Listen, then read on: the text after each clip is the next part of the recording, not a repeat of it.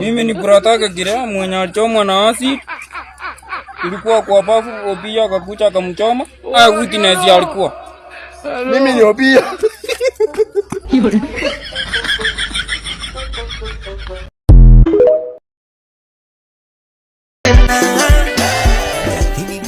Vijana tambia maji mko nje, kimbia hapa. Unafanya nini? Kneel down. Example of basic need. Sex kijana, sex example of basic need. Mbona mnakula sex? Example of secondary need. Pregnancy. Enda chini.